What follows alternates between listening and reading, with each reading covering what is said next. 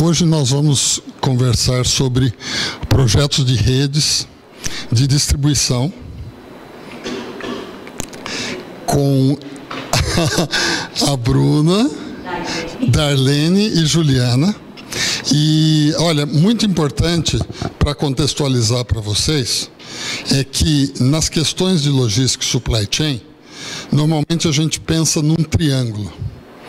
Na base desse triângulo, você tem os processos básicos de atividade. Então, é o processo de TI, por exemplo, é um processo que está ali na base.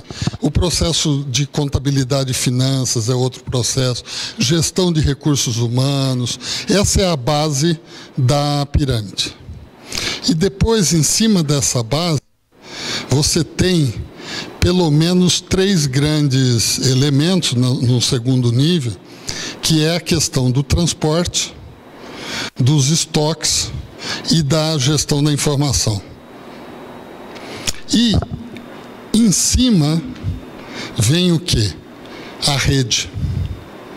Por quê? Porque é a rede que integra o transporte, o estoque e a informação. Define as localizações, isso impacta em custos, impacta em custo de transporte, custo de estocagem, nível de serviço de atendimento. E o último triângulo lá em cima é do serviço ao cliente.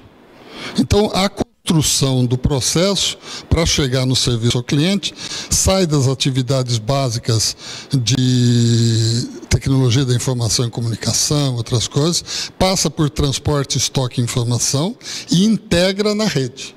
Então, vocês têm um belo desafio aí, que é mostrar como é que a gente integra isso para construir um nível de serviço. Boa sorte. Boa tarde. Então, hoje a gente vai apresentar esse projeto de redes de distribuição e as aplicações, principalmente para o e-business. A gente começou pensando em fazer um vídeo para apresentar isso para vocês, então nós mesmos produzimos e narramos o vídeo para mostrar isso de maneira mais prática. E depois vamos ter uma apresentação presencial da Juliana, que vai mostrar um estudo de uma empresa de telecomunicação. E é isso.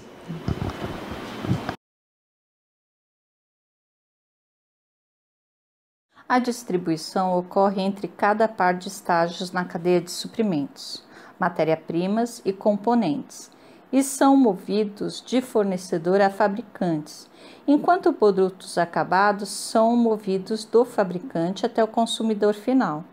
Distribuição é um fator-chave da lucratividade geral de uma empresa. A distribuição pode afetar até 35% da receita. É um fator-chave da lucratividade. A indústria tem 2 canais para fazer a sua distribuição. O canal direto, que é direcionado para grandes redes. O canal indireto, que passa por atacadistas, distribuidores e depois varejistas. Mas algumas indústrias estão fazendo a distribuição diretamente ligada ao cliente. O processo de projetar uma rede de distribuição tem 2 grandes fases. Na primeira, a ampla estrutura da rede de cadeia de suprimentos é visualizada. Em fase, determina o número de estágios de cadeia de suprimentos e o papel de cada etapa. A segunda fase considera a ampla estrutura e a converte para os locais específicos com aptidão, capacidade e alocação de demanda.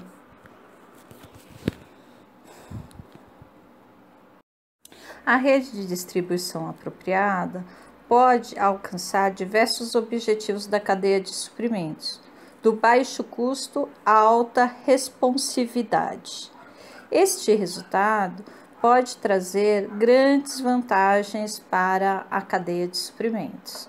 Um exemplo é a Dell, a HP, a Gateway e a Apple. A escolha da rede de distribuição é muito importante. Por exemplo, a Dell fez a distribuição da fábrica diretamente ao consumidor. O problema é a demora de vários dias para receber o PC. A HP da fábrica para as revendas tradicionais de grandes redes. O problema é só se vende o produto que tem na loja. A Gateway tentou inovar indo da fábrica para o consumidor, mas utilizando lojas de customização do PC. O problema é o fraco desempenho financeiro, pois demora bastante tempo, além de ter problemas com relação ao que o cliente realmente quer. A Apple já da fábrica através das lojas de revenda exclusiva, além das revendedoras tradicionais, conseguiu acrescentar custos adicionais em suas lojas exclusivas e fazer o seu diferencial de produto. Cada empresa direciona a sua rede de distribuição de maneira diferente. O objetivo é um só: diminuir o maior número de custo e de interferências com relação à informação. O importante é atender o cliente conforme a sua necessidade.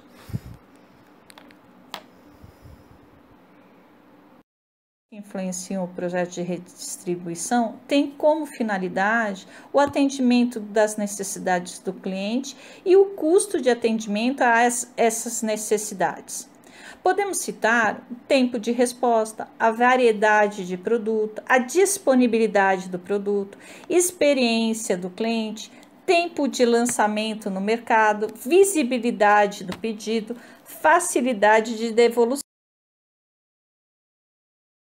Mudar o projeto de rede de distribuição não é uma tarefa tão fácil. Nós temos que avaliar alguns aspectos e alguns gráficos que representam essa transição. Por exemplo, o gráfico de estoque, que quanto maior o seu custo de estoque, o maior o número de instalações deve ser feita.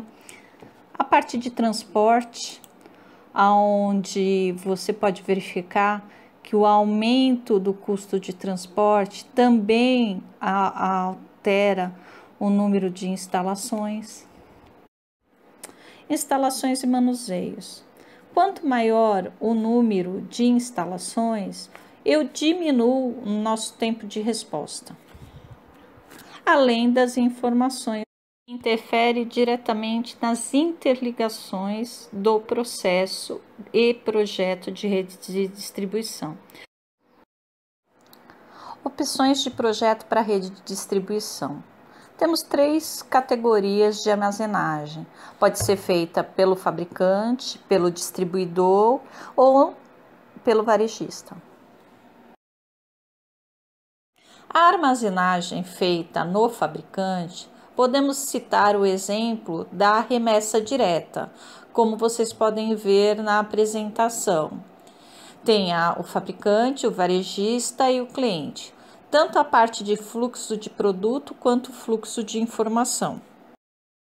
Já na armazenagem no fabricante com remessa direta e consolidação de trânsito, é necessário ter um local intermediador para fazer uma única entrega. No caso da retirada pelo cliente, quando está armazenado no fabricante ou no distribuidor, é necessário que os locais de retirada sejam distribuídos de forma que facilite, para o cliente essa retirada. A armazenagem no distribuidor com entrega direta é muito próxima da armazenagem feita pelo fabricante. A diferença é que nós vamos ter postos mais próximos do consumidor final. Na armazenagem no distribuidor com contratação de transportadoras por encomenda expressa, isso traz uma agilidade muito grande para a entrega final. Porém, aumenta-se os custos desta distribuição. Os produtos de maior necessidade são utilizadas a categoria de armazenagem no varejista, com retirada pelo cliente. Os fatores mais importantes num projeto de rede de distribuição é o fator custo e o fator serviço, que nós vamos demonstrar agora. Podemos analisar o fator custo observando o estoque, o transporte, a instalação e manuseio e a informação. Podemos observar que o maior estoque está na rede varejista com retirada pelo cliente. Podemos observar que o distribuidor para remessa direta tem o maior fator de custo de transporte. A instalação e o manuseio é outro fator de custo importante na nossa análise. Podemos observar que no gráfico, tanto a parte varejista quanto a distribuição para a retirada do cliente são os maiores custos. É de se esperar que uma armazenagem com consolidação em trânsito para que o cliente receba todos os artigos numa única entrega traria maior custo de informação. O fator serviço é um aspecto muito importante e deve ser analisado na rede de distribuição. Podemos perceber que alguns tipos de distribuição afetam o resultado e o desempenho com relação a esse fator. Nas próximas duas tabelas, poderemos verificar quais as redes de distribuições têm melhor desempenho com relação ao fator serviço.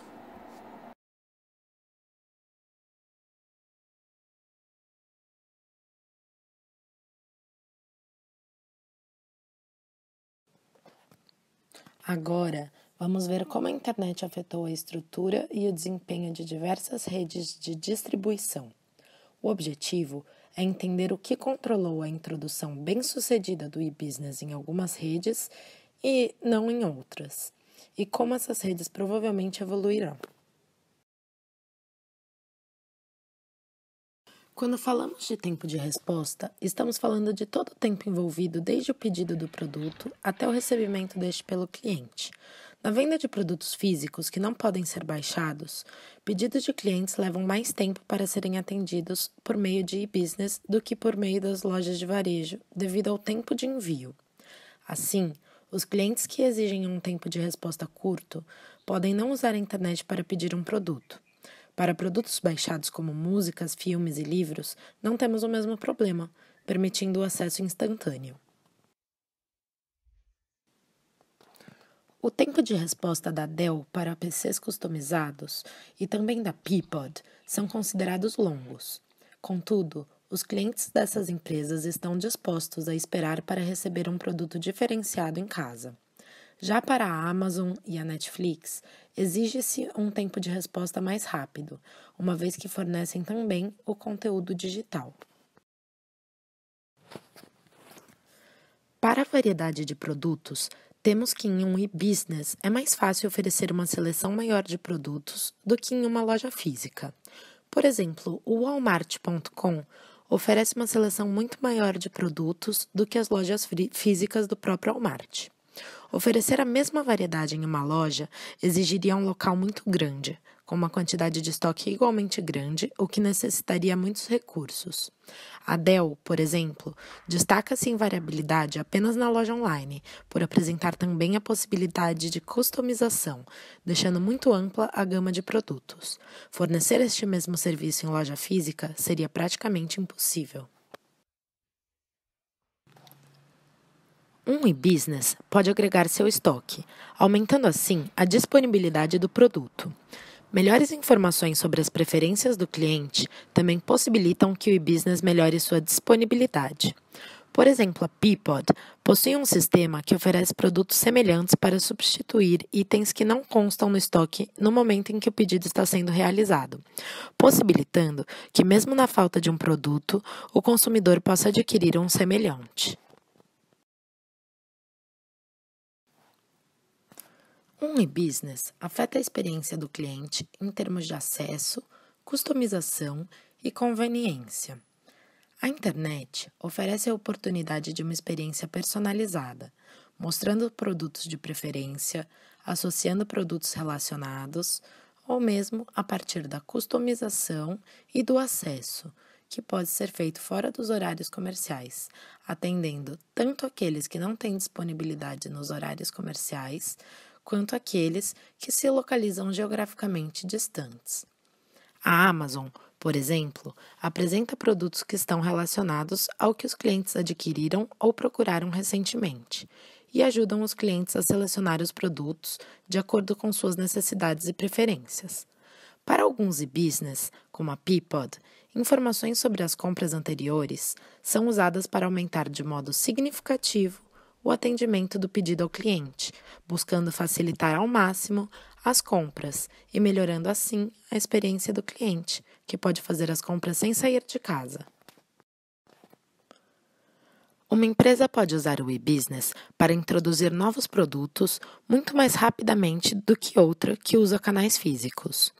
Uma empresa que vende eletrônicos por canais físicos deve produzir unidades suficientes a fim de estocar na prateleira de seus fornecedores e varejistas antes de começar a anotar a receita gerada por um novo produto.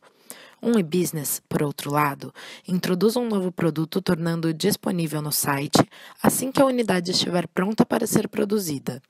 Isso é evidente no Walmart.com, onde novos modelos de TV ficam disponíveis para venda bem antes de serem vendidos nas lojas físicas do Walmart. A internet possibilita o fornecimento de visibilidade do status do pedido, o que é satisfatório, uma vez que o cliente pode acompanhar todo o andamento do pedido.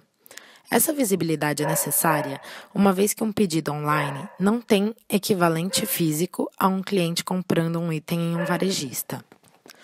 A devolução é mais difícil com pedidos online, e a proporção de devoluções provavelmente também será muito maior, pois os clientes não podem tocar e sentir o produto antes de sua compra. Entrar para o comércio online, portanto, aumenta o custo dos fluxos reversos. No e-business, o fabricante e outros membros da cadeia de suprimentos podem ter o feedback do cliente através de canais como Facebook e Twitter, aproximando fornecedor e cliente. São vendas mais adequadas para produtos de alto valor, com demanda baixa e incerta. Essas redes mantêm baixos níveis de estoque, mas resultam em custo de transporte elevado e oferecem baixa responsividade. A internet apresenta facilidade na mudança de preços, da variedade online e mais rápida administração do portfólio. Informações de promoções podem ser transmitidas aos clientes de maneira rápida e barata.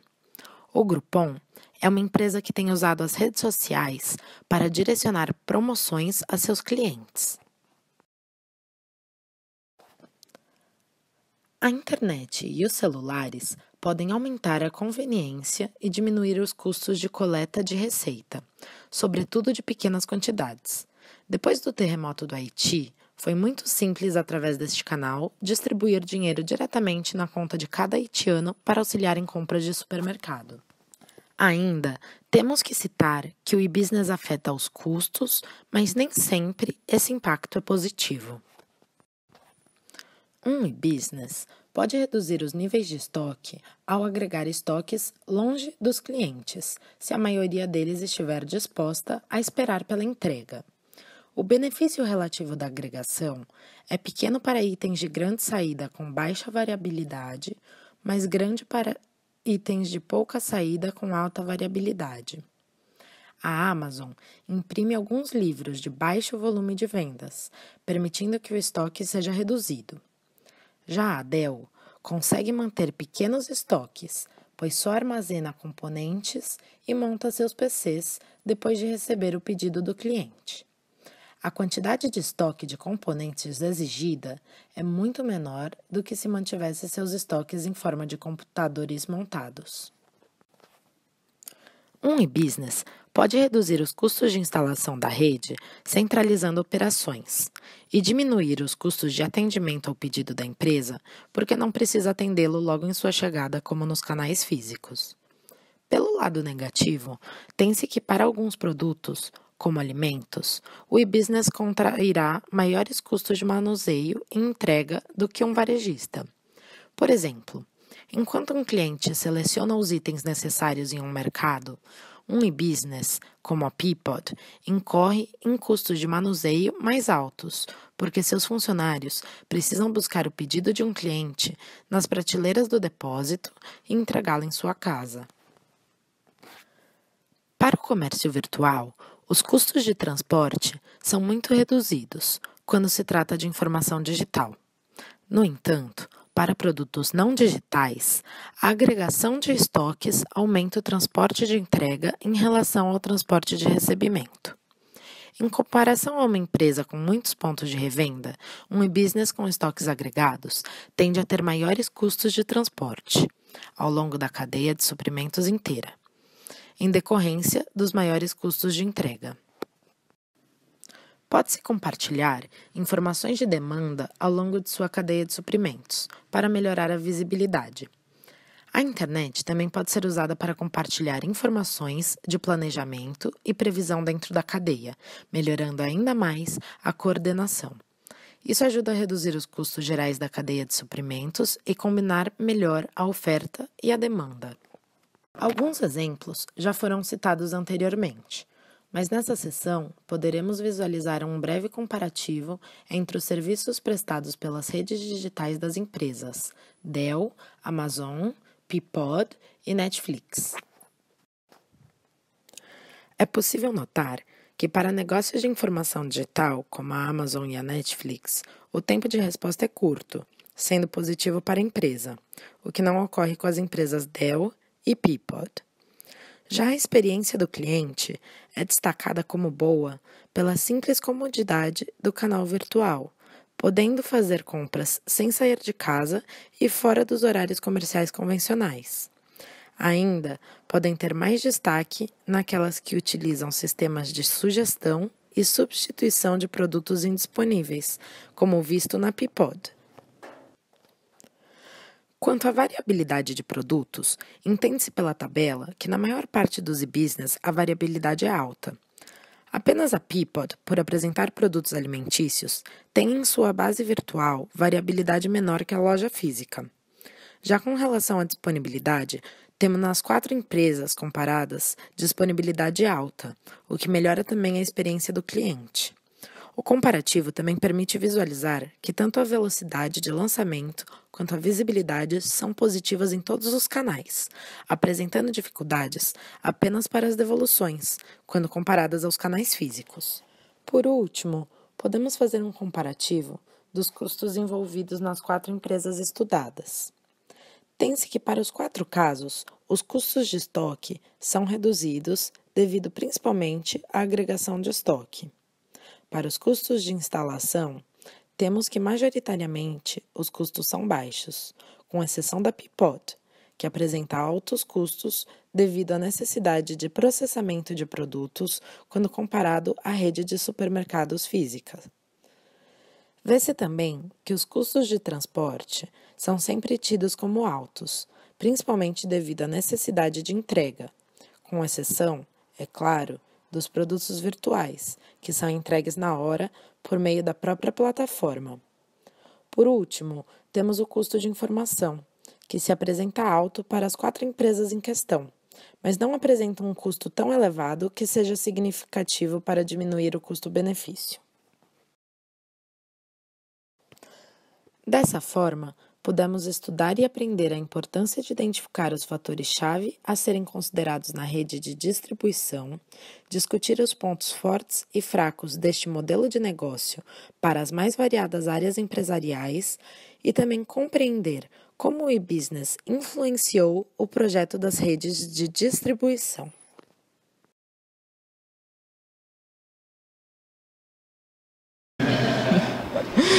Olá, gente.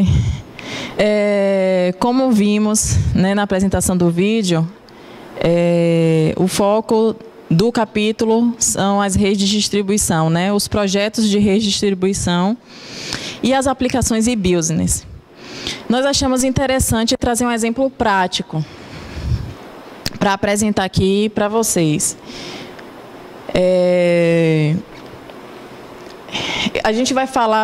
Eu vou falar sobre a redistribuição de uma empresa de telecomunicações.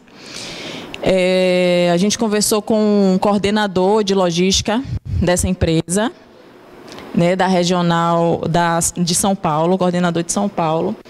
E aí não foi permitido que falasse o nome da empresa. Então, nós inventamos um nome muito original, por sinal, né? Telecom, bem diferente, para poder falar sobre a empresa sem que a identifique.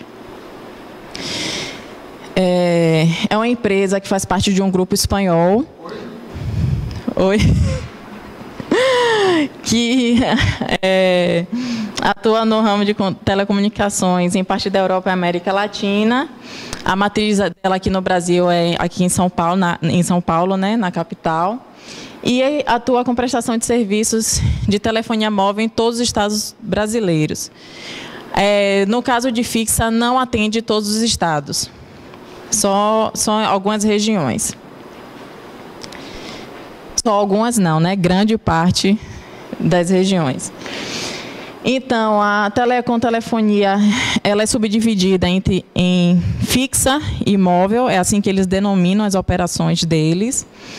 A fixa abrange telefonia fixa, banda larga e TV. E a móvel, só a telefonia móvel mesmo. Então, a gente vai falar sobre a operação da Móvel São Paulo.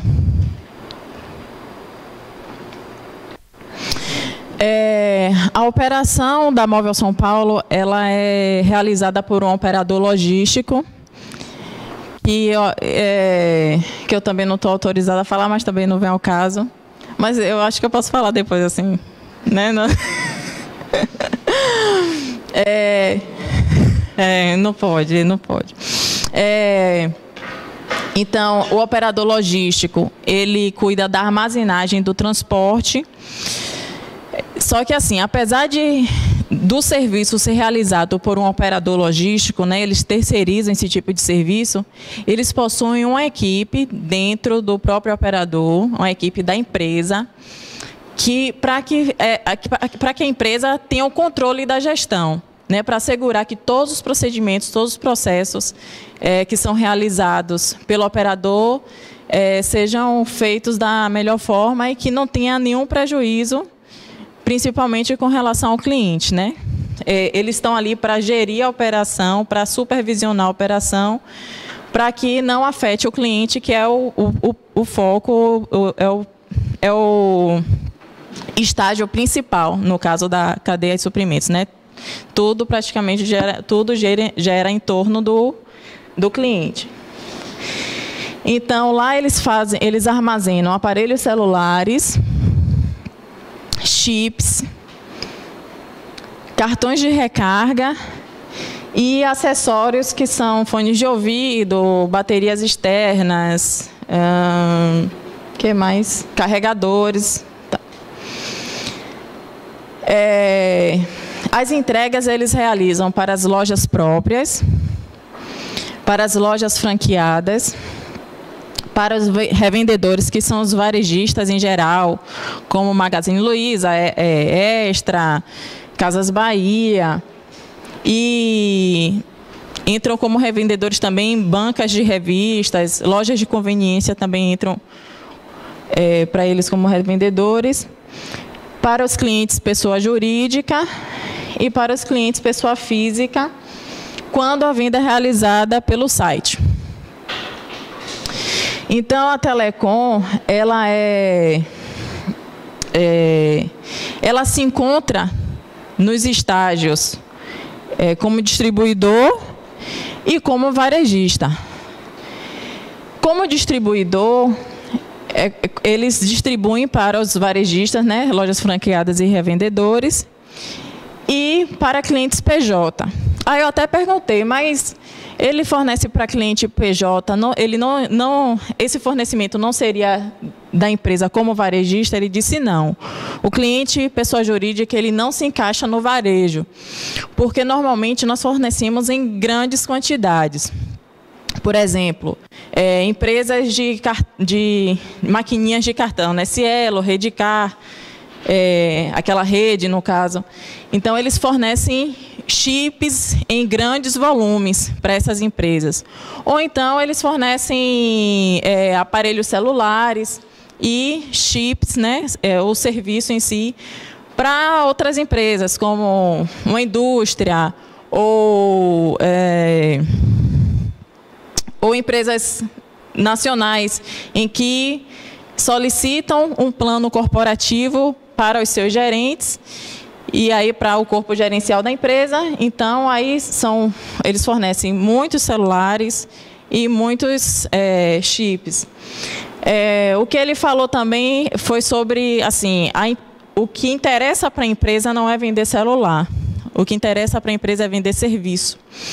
Então, é muito mais importante para eles é muito mais importante venderem chips, né, venderem um serviço, do que vender o próprio aparelho celular.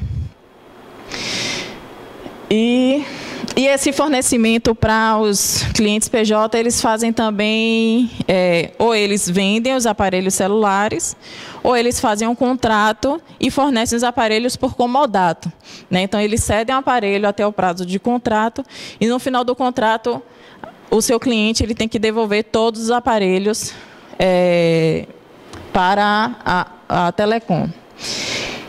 Como varejista, eles fornecem para as lojas próprias e para as vendas online. Aí, dos 6 projetos que são citados por Chopra no livro, a Telecom, ela se encaixa em 2, que é a armazenagem no distribuidor com entrega direta e a armazenagem no varejista com retirada pelo cliente, formando assim uma rede de distribuição híbrida. No caso de armazenagem no distribuidor com entrega direta, eles entregam diretamente para os seus clientes que são varejistas, entregam diretamente para o seu cliente PJ e para o seu cliente que faz a compra online. Eles só entregam diretamente para o cliente que realiza a compra pela internet, pelo site.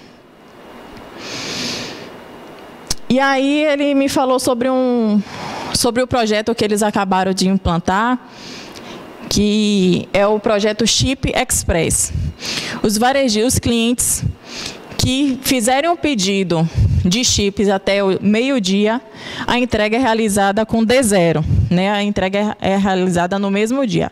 Passando o pedido para eles até o meio-dia, eles já realizam essa entrega, reduzindo o tempo de resposta para o cliente.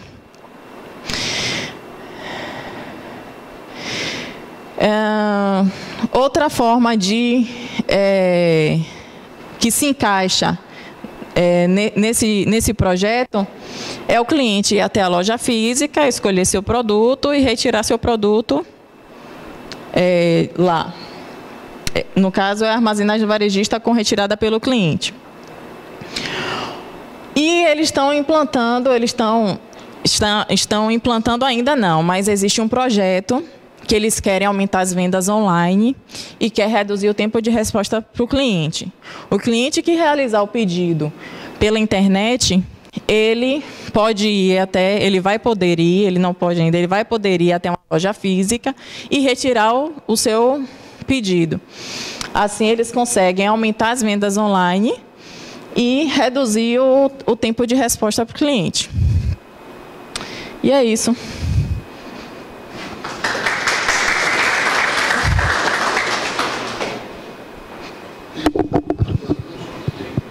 Deixa eu enxugar aqui.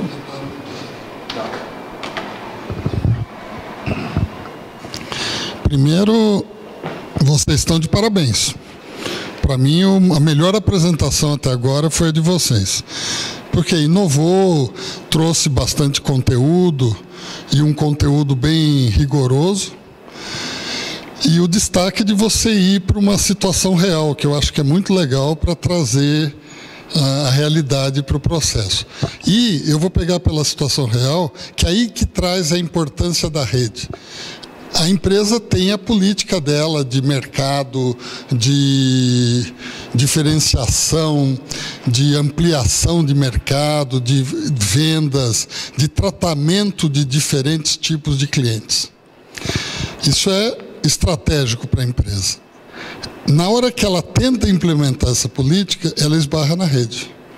Esse chip express que ela está usando, é a rede que tem que sustentar isso, né? Essa expansão norte-nordeste, é a rede que tem que sustentar. Então, por isso que eu fiz aquele triângulo no início, dizendo que o nível de serviço, o atendimento ao cliente, a estratégia grande da empresa está lá em cima e o nível em seguida vem de rede. E o que ficou legal é que complementou bem com as discussões que vocês trouxeram, tanto nessa questão do estoque e do transporte, que é essencial, quanto também da informação. Porque quando você começa a discutir e-commerce e trabalhar com questões de e-commerce, a questão de informação começa a ficar preponderante, né? E hoje em dia, ainda quando se fala de digitalização dos processos, e cada vez mais saindo, por exemplo, a Amazon, o exemplo que eles deram, em vez de armazenar, imprime na hora de entregar, né? Tudo isso são movimentos que batem aonde? Nas estruturas de baixo. Tem que ter um sistema de TI muito forte. Tem que ter um tipo de impressora de alta qualidade. Percebem que não adianta você querer implementar uma política lá em cima da empresa se o teu sistema lá embaixo não funciona. Então, eu acho que deu um bom quadro aí dessa visão. Então, de parabéns, viu? Qual é o próximo grupo?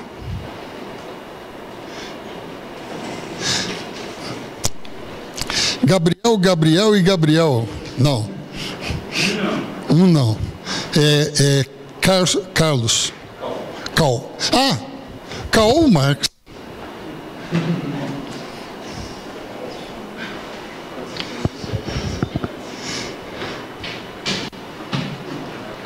Obrigado.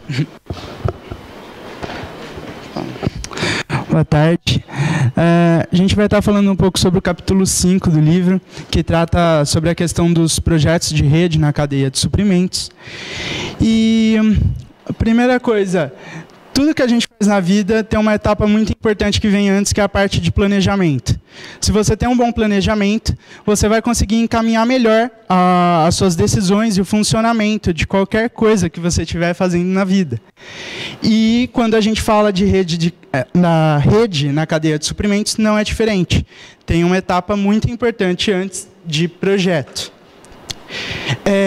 Quando a gente pensa na questão do projeto, a gente tem logo em frente diversas decisões a serem tomadas. E quando é o caso da cadeia de suprimentos, as decisões vão buscar atender o escopo da demanda da melhor maneira possível. E como qualquer decisão que a gente toma na vida, a gente tem que ter alguma coisa como base para a decisão. Então, nesse caso também, terão diversos fatores que vão influenciar nas decisões que eu vou tomar durante esse projeto. Mas, no geral, o objetivo é bem claro, que é a questão de maximizar os lucros e, ainda assim, prestar um bom serviço, tendo uma boa resposta ao cliente e cumprindo com o que eu ofereço. Quando a gente pensa nas decisões a serem tomadas, a gente pode dividir elas em vários campos. Um deles, o principal não digo, mas o primordial, é a questão da função. Quando a gente pensa em uma rede, a gente pode pegar como uma analogia uma rede de pesca mesmo, onde tem diversas linhas e onde elas se cruzam, tem os nós. Na rede de suprimentos, esses nós são as instalações da minha empresa. E cada um desses nós vai ter uma função própria, desde uma fábrica, um depósito e por aí vai, diversas funções que a gente encontra dentro de uma empresa. E quando a gente escolhe a função, a gente tem que ter noção que é algo flexível. Essa decisão vai influenciar na flexibilidade que eu tenho dentro da minha cadeia de suprimentos. A segunda decisão é a questão da localização. A localização é muito importante Primeiro, pela questão de custos. Se eu tenho uma localização boa, eu vou ter um equilíbrio na questão dos transportes. Eu vou tentar minimizar o máximo possível o transporte da matéria-prima para a minha empresa e da minha empresa para o meu cliente. Então, uma boa localização reduz os preços, aumenta o lucro e também gera uma boa responsividade. A questão da alocação de capacidade. Depois que eu já escolhi a função ali de cada instalação, eu tenho que pensar na capacidade de cada uma delas. É uma decisão que tem que ser bastante pontual, porque, assim, a primeira coisa, é algo mais flexível do que uma localização, porque a localização gera muitos custos para ser alterada e é uma decisão de longo prazo. A capacidade, ela pode ser um pouco mais flexível, mas ainda assim tem que ser tomada pensando a longo prazo. Se eu exagero muito na questão da alocação de capacidade, eu vou ter um bom espaço sendo inutilizado ou usado de mal forma. E isso vai gerar um custo muito além do que eu poderia trabalhar. Pode até gerar uma boa responsividade, só que custos muito elevados, que eu poderia acabar economizando tendo uma decisão mais correta. Por outro lado, se eu pego uma alocação muito pequena, eu não vou ter uma boa responsividade em cada uma das instalações e os custos ainda vão ser altos, porque se um cliente precisa de algum serviço meu e a instalação mais próxima dele não é capaz de responder, eu vou precisar responder ele através de uma instalação mais distante. Isso vai gerar mais gastos na questão de transporte. E a outra decisão é a questão da alocação de mercado de suprimentos. Essa decisão, ela precisa estar sendo constantemente avaliada, porque ela leva em conta diversos custos envolvidos e custos que variam conforme o tempo passa. E é uma decisão flexível, que é a questão de quais mercados eu vou atender com cada instalação e também qual será a fonte de material que eu vou usar nessa mesma instalação. Quando a gente pensa no que essas decisões influenciam, a primeira coisa que a gente tem que levar em conta é a questão do desempenho. Se eu tenho decisões corretas, de acordo com os dados que eu estou trabalhando, eu vou tentar maximizar os meus lucros. Então, se eu faço boas decisões, eu vou ter um bom desempenho. A outra questão é que cada uma daquelas decisões geram restrições para outros fatores. Todas aquelas decisões e todo o serviço que eu presto é um serviço conjunto. Então, cada decisão que eu tomo vai influenciar na decisão seguinte. E eu tenho que estar trabalhando com todas elas para trazer um equilíbrio ali dentro da minha empresa e buscando o que eu posso melhorar. E a outra é a questão do tempo. Mesmo as decisões de longo prazo, eu ainda tenho que estar reavaliando conforme o tempo passa, porque eu tenho que estar me adaptando à realidade que me cerca. E assim eu vou conseguir manter um bom nível nas operações da empresa. Quanto aos fatores que eu tinha falado antes, que influenciam nas decisões, a gente vai encontrar primeiramente os fatores estratégicos. Antes da gente tomar qualquer decisão, a gente tem que ter em mente por que caminho eu quero seguir. Então, as decisões que eu vou tomar, elas devem seguir o planejamento que eu vou fazer previamente. E as decisões que eu vou tomar buscam as melhores condições para a estratégia que eu escolhi. E, além disso, um exemplo ali embaixo, a questão da localização. Se, por exemplo, eu tenho uma intenção de trabalhar com uma rede de... fugiu o nome agora. Como chama? Oi? uma rede de conveniência, eu vou buscar decisões que valorizem a minha localização estar próxima aos meus clientes. Esse é um exemplo. O outro fator são os fatores tecnológicos. O fator tecnológico, primeiro de tudo, influencia muito a questão do desempenho de cada instalação. Se eu tenho bastante tecnologia nele, provavelmente eu vou ter um rendimento muito maior. E se cada uma das minhas instalações tem um alto rendimento, eu não preciso de tantas instalações. Por exemplo, quando a gente pensa em fábricas de componentes eletrônicos, eu posso ter uma instalação de produção e dentro dela fazer um número bastante elevado de produtos. Por outro lado, uma garrafa de refrigerante. Eu não preciso de tanta tecnologia dentro dessa instalação, ou seja, o custo também vai ser menor. E com isso eu posso fazer um número maior de instalações que fazem esse processo.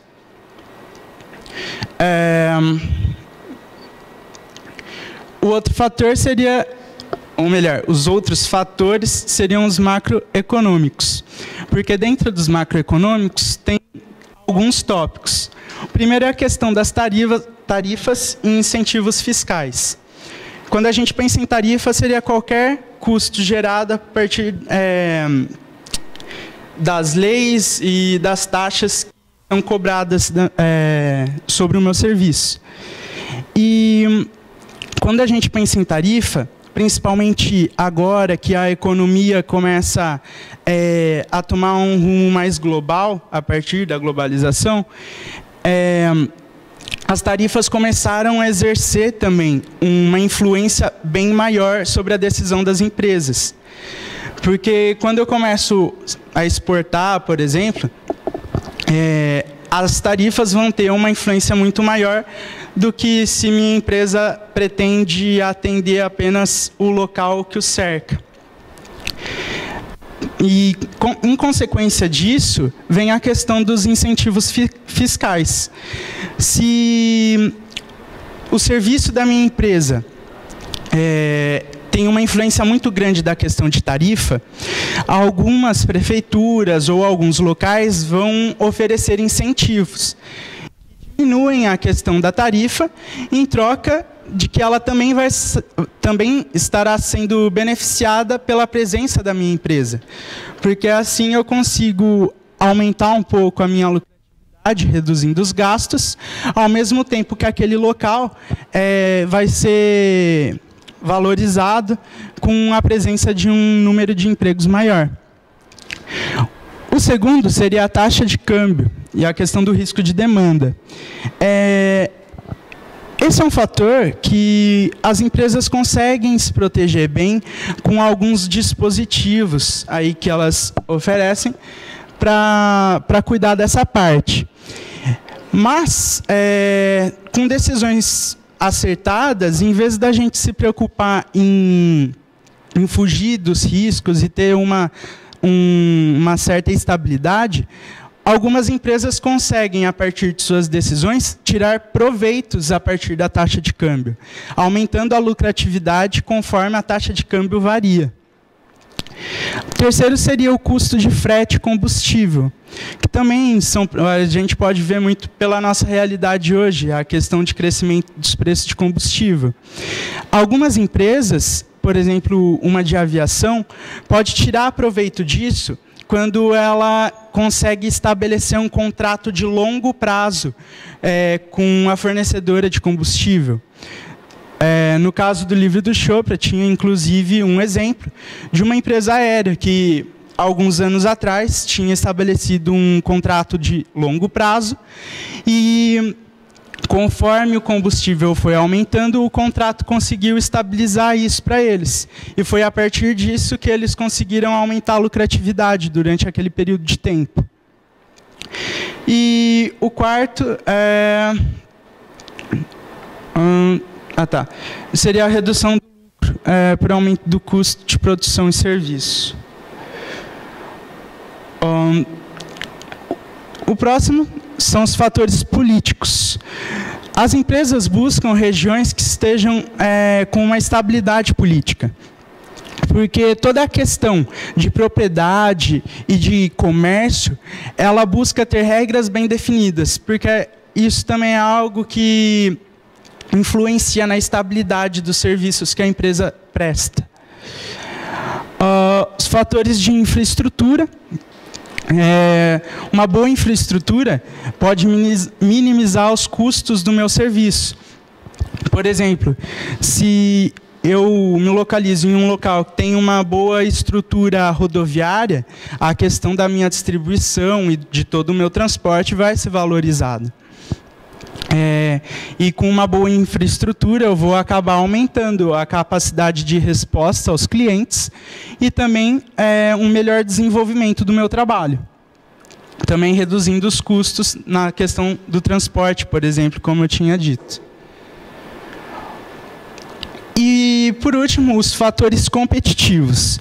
A princípio, a gente tinha falado dos fatores estratégicos, que vão muito do que a minha empresa está levando de competitividade para o mercado. Só que a estratégia do meu concorrente também é um fator que influencia as minhas decisões. Quando a gente pensa nos fatores competitivos, a gente tem duas relações aí, que a gente até pode comparar com a questão da biologia. Quando a gente pensava lá no reino animal, quando duas espécies conseguiam se ajudar, a gente tratava como uma questão de relações harmônicas. Aqui, quando a gente fala sobre empresas, são as externalidades positivas. Um exemplo delas é, por exemplo, lojas de roupa. Quando a gente vai ao shopping, existem várias lojas ali, todas elas estão trabalhando na mesma área. Utensílios de tecido, roupa. E ainda assim elas se encontram próximas. A princípio a gente podia pensar, poxa, mas isso pode ser um problema, né? Meu concorrente está aqui do lado. Mas nesse caso, não. Normalmente, esse tipo de loja, por exemplo, ele não concorre muito na questão do preço, mas sim na questão do produto em si. E por mais que, por exemplo, duas lojas tenham bons produtos, quando você escolhe uma roupa, você escolhe muito pelo seu gosto. Então, quando lojas desse tipo estão próximas, acaba aumentando o número de clientes que elas atendem. E, assim, é um exemplo de externalidade positiva. Elas acabam tirando proveito da proximidade que elas têm. Por outro lado, quando essas empresas não possuem externalidades positivas e competem, a gente fala sobre a localização para dividir o mercado. Do que se trata? A gente tem um exemplo aqui embaixo, que se encontra no livro, que é o seguinte: a gente tem que pensar que entre o ponto 0 e 1 tem diversos consumidores distribuídos uniformemente. E quando não existem externalidades positivas, essas empresas vão tentar se localizar numa posição que amplie o raio de serviço dela. Ela vai tentar pegar o máximo espaço de influência. Então, no exemplo que a gente podia encontrar, era a questão de uma empresa localizada no ponto A e a outra localizada no 1-B. Quando tem essa configuração, a gente pode perceber que do ponto 0 até o A, todos os consumidores vão estar mais próximos do ponto A. Assim como do 1-B até o 1, todas vão estar mais próximas do 1-B.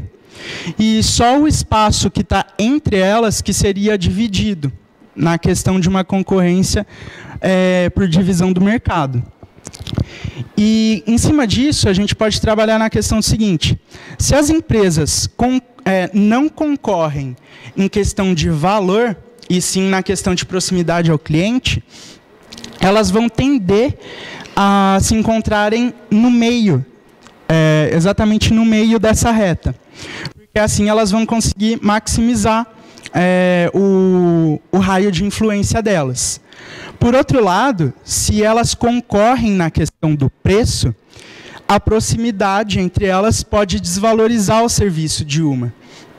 Então, quando elas concorrem entre preço, o mais provável é elas se afastarem, porque assim é como se a influência do valor fosse disseminada e a questão da distância fosse mais influente.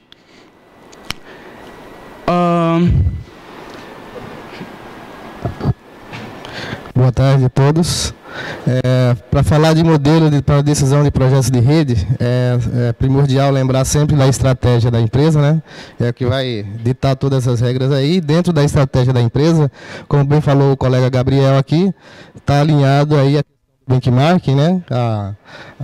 Aliada à melhor prática de mercado para o setor, né, no caso, e dentro disso buscando sempre o ponto de equilíbrio, como ele bem frisou também, né? Então aqui nós vamos levar em conta que nesse modelo de decisões a gente tem essas 4 fases aí que começa por essa fase da estratégia, né? E vai se desdobrando até a 4ª fase aí da escolha do local para localização. Aqui na fase 1, definir uma estratégia de projeto da cadeia vai levar em conta exatamente essa questão do que é o que a empresa leva mais em conta, se é a questão de custo, né, ou a responsividade do cliente, que vai frisar essa questão da resposta de imediato, ou se de redução de custo por uma alocação mais ampla que tem um custo mais elevado, né? A definição clara da estratégia necessita do cliente que devem ser atendidas e as identificações dessas restrições aí, conforme falado. Nessa fase 2, que é onde define a configuração da instalação regional, a gente vai identificar as regiões de instalações e as características, como o Gabriel também frisou bem aí, né, que a parte de infraestrutura vai levar muito em conta isso aí quando se pensa na responsividade e custo de transporte, né? É onde também está identificando aí as tarifas, incentivos fiscais, essa demanda, a questão da política de taxa e todo esse ambiente aí para que chegue na melhor decisão conforme a estratégia planejada. Na fase 3, a gente vai buscar selecionar aí o conjunto de locais e levar em conta os requisitos de infraestrutura, de apoio, né, conforme falado em relação a transporte e a responsividade, que é o que a empresa vai definir como estratégia principal, baseado no seu foco, né, de localização. Na fase 4, a escolha da localização vai buscar sempre essa questão de otimização desse ponto de equilíbrio do lucro, né, com relação à estratégia desenvolvida antes, que é esse planejamento do que ela preferiu priorizar nesse estudo principal aí, da escolha do local e desses custos de logística envolvidos, transporte, estoque e coordenação. Nesses modelos para instalação e alocação da capacidade, vai sempre estar pensando nesse ponto de equilíbrio falado, né, desse planejamento inicial, que é o que vai mandar o que ele vai priorizar, a responsividade, desculpa, ou a questão de custo por estar alocando a base um pouco mais longe, onde vai gerar a questão da demora, mas também um custo menor por alocação de todos, de menos base logística para a distribuição, né? Nesses modelos de tomada de decisão, a instalação considerando o período de tempo no qual essa decisão será alterada, foi como a gente falou aqui nesse caso. Esse modelo gravitacional de localização identificados os locais que minimizam exatamente esse ponto de equilíbrio aí, onde se aproxima mais em todas essas questões do planejamento falado. Então, onde a empresa vai ter que priorizar aquilo que ela buscou mais como redução de custo. Então, vai ser aproximar mais desse ponto de equilíbrio aí, nesse momento desse modelo gravitacional. Nesse modelo de otimização de rede, é utilizado na fase 4 do modelo de tomada de decisão. Ele leva em conta que a alocação da demanda das instalações de produção, localização das fábricas com base na capacidade, né? E a localização de fábrica com base na capacidade com fonte única, e localizando essas fábricas e depósitos simultaneamente. E sobre essa parte da tomada de decisão, agora o nosso colega Carl que vai abordar melhor.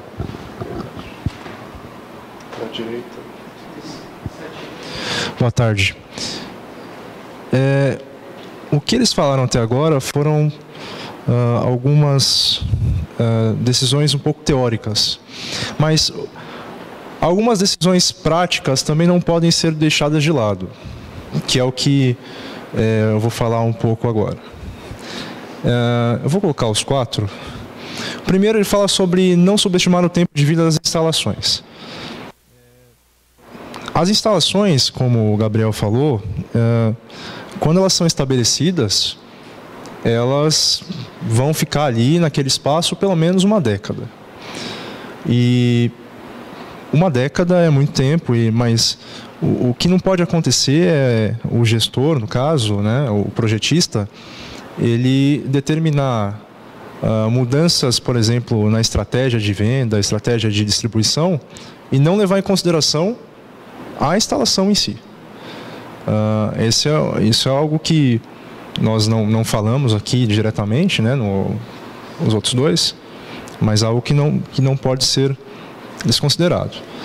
Implicações culturais, o Chopra dá um exemplo da fabricação de carros luxuosos e carros populares, que eles tinham em comum algumas peças, né, alguma montagem, mas que se decidiu transferir a montagem de carros mais luxuosos para uma outra fábrica e lá exclusivamente fazer essa montagem e deixar os carros populares numa outra fábrica, para que se dê mais empenho, na construção dos carros luxuosos, enfim, não tenha nenhum problema. Não ignorar questões de qualidade de vida. Por mais que o projetista procure o lugar mais barato, né, para estabelecer a fábrica, enfim, a empresa, nem sempre o local mais barato é o ideal. Tem que se levar em conta questões de qualidade de vida, como, por exemplo, transferir a produção para uma cidade em que não há absolutamente nada. Não há acesso a transporte, não há acesso a locais de lazer, enfim, que a mão de obra vai participar.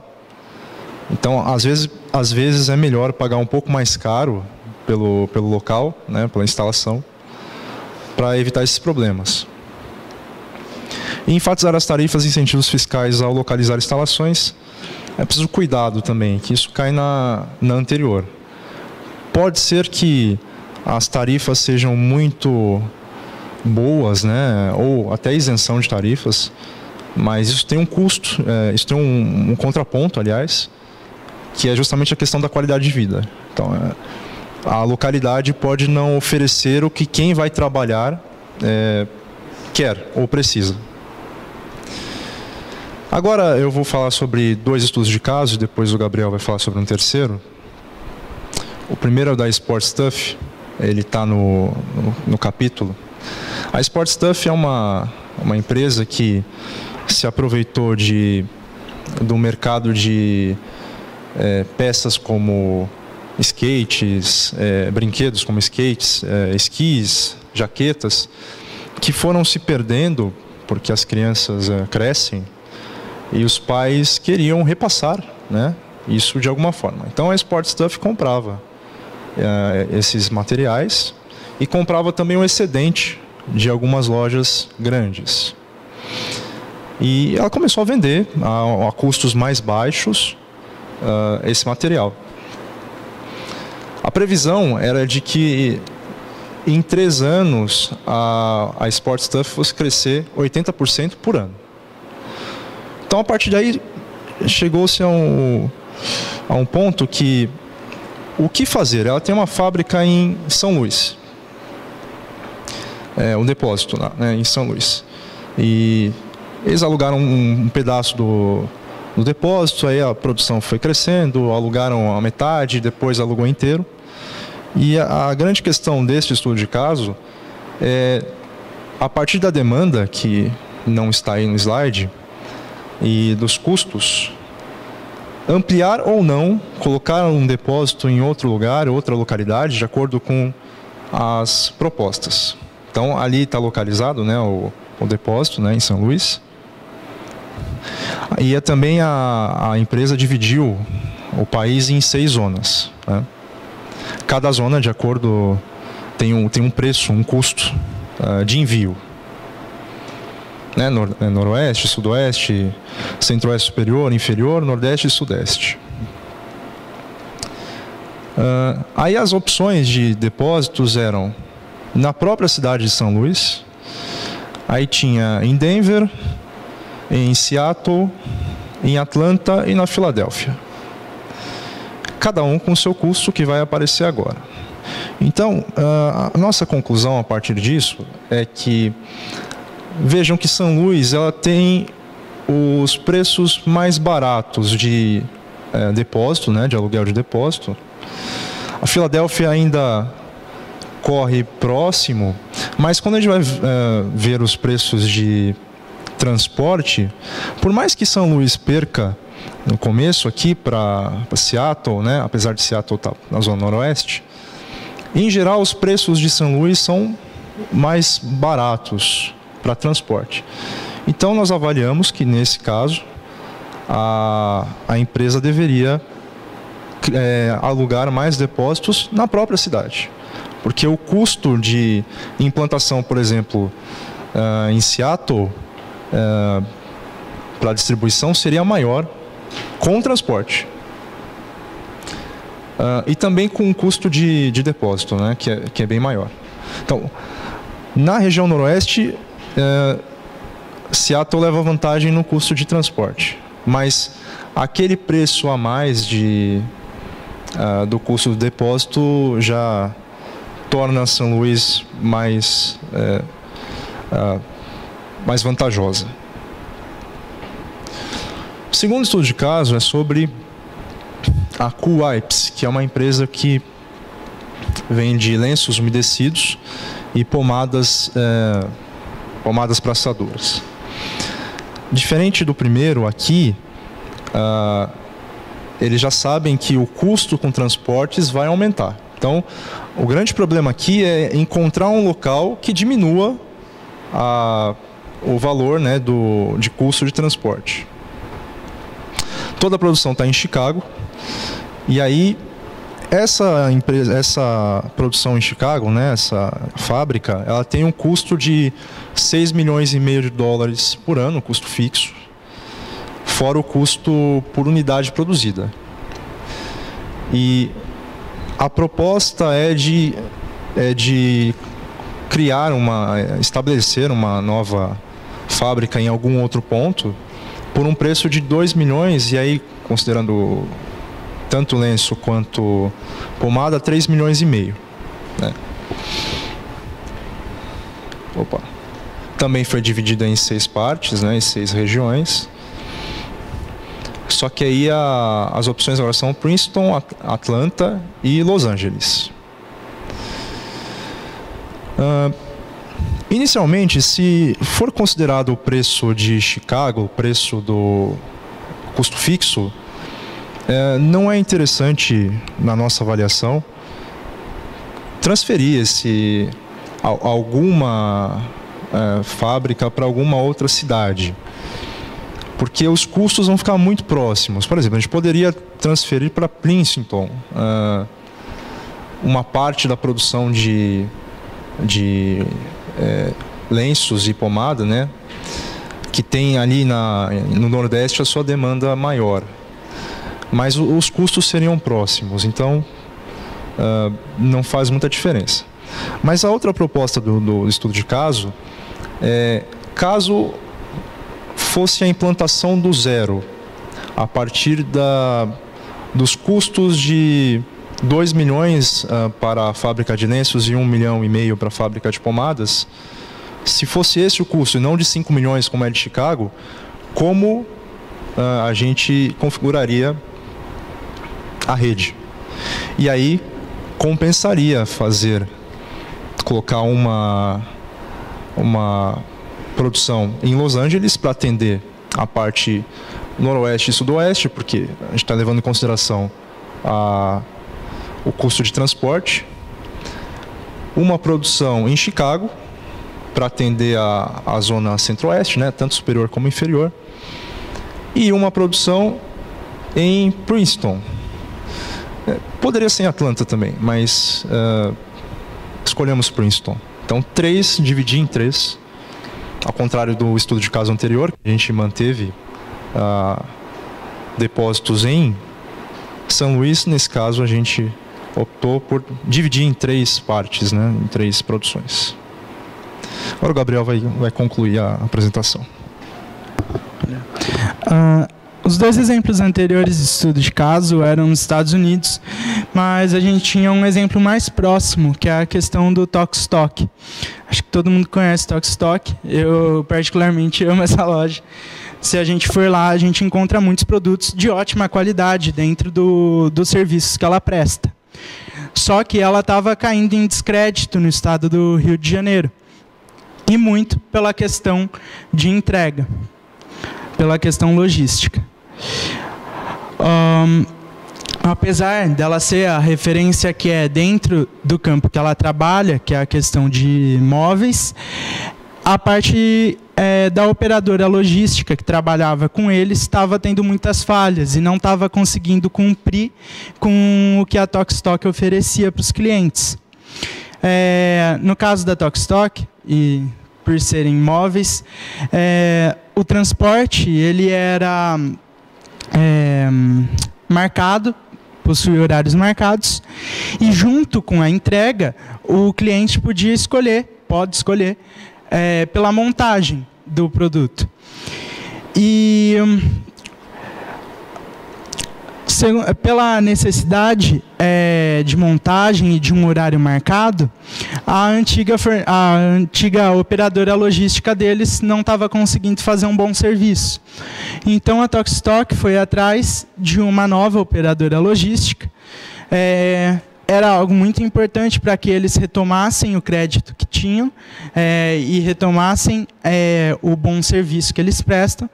E eles levaram um tempo de 6 meses para analisar e escolher dentre as operadoras logísticas.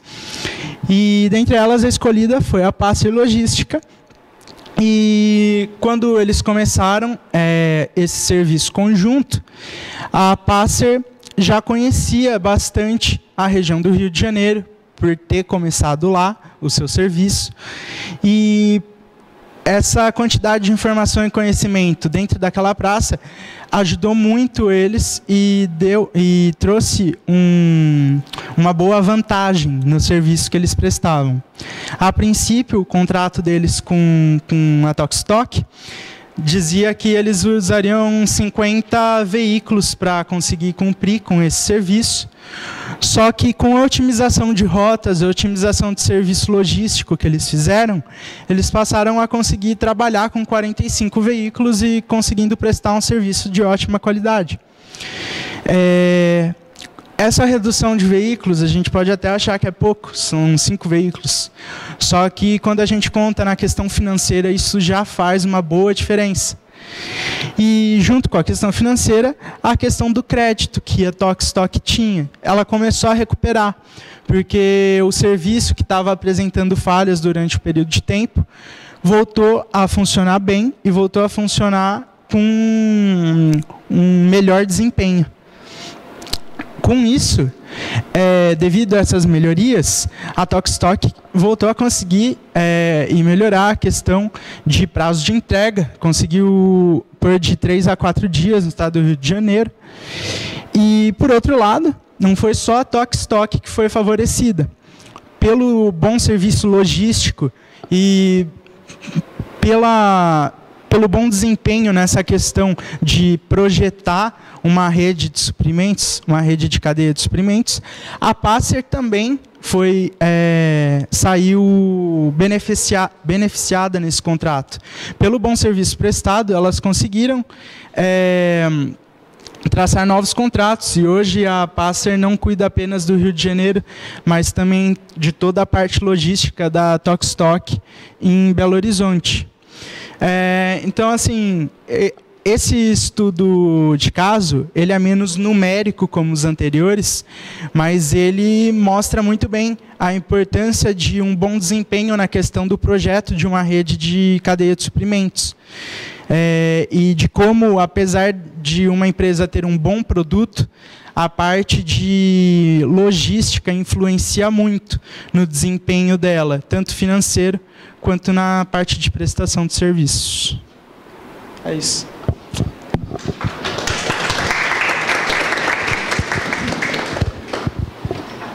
Bom, pessoal, parabéns aí, foi boa a apresentação. Alguns comentários em relação a essa segunda parte, em particular para o pessoal de graduação. Uma das áreas que eu conheço, que os alunos de graduação daqui da Unicamp se dão melhor é nessa área. Né?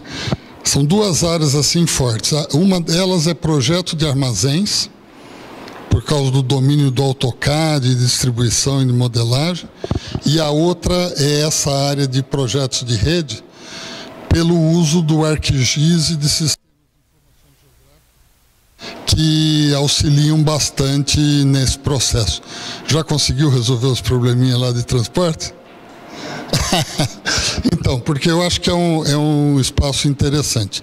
Só comentando, quando você estiver pronto, você me avisa. Tá? Só comentando para vocês, eles passaram muito rápido e fizeram uma discussão mais explanativa.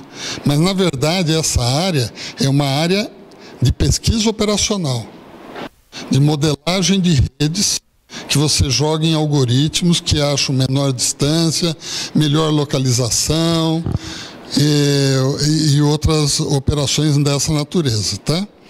Apresentou um modelo aí que é um modelo simples, mas um modelo que em estatística a gente chama de robusto. Um modelo muito forte para fazer esse tipo de análise. Vou fazer uma pergunta para vocês. Eu tenho ônibus ligando Campinas a São Paulo e Ribeirão Preto a São Paulo. Onde vocês acham que tem mais gente usando ônibus? Entre Campinas e São Paulo ou Ribeirão e São Paulo? Campinas, São Paulo? Agora, eu tenho ônibus em Sorocaba, São Paulo, que é a metade do tamanho de Campinas, e Campinas, São Paulo. Qual que vocês acham que é o trecho que tem mais ônibus? Com metade da população? É Campinas, que tem muito mais gente, mais viagens. Não. Isso aí é aquele modelo de gravidade do Newton, que chama modelo gravitacional. Massa atrai massa na razão direta do tamanho das massas e na razão inversa do quadrado da distância. Lembram disso? Esse é o modelo que ele citou ali, modelo gravitacional. Esse modelo é muito forte na área de logística e de transportes.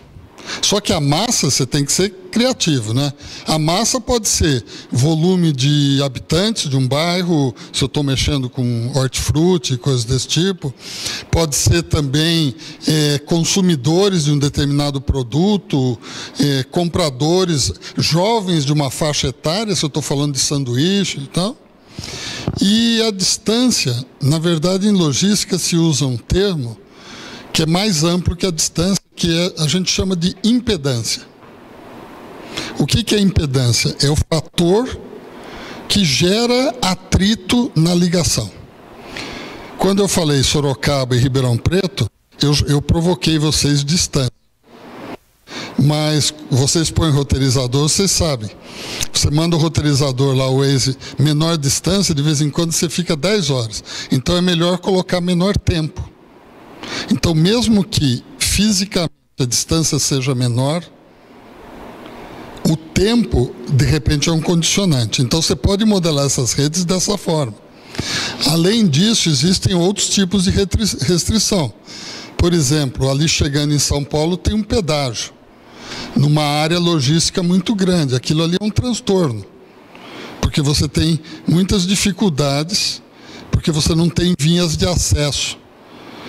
Por quê? Porque a concessionária não pode abrir via de acesso, senão as pessoas vão usar as vias para bypassar o pedágio. Então, tem esses fatores de impedância. Mas o modelo de distribuição, quando ele apresentou um dos quadros, um dos modelos bastante usado é esse.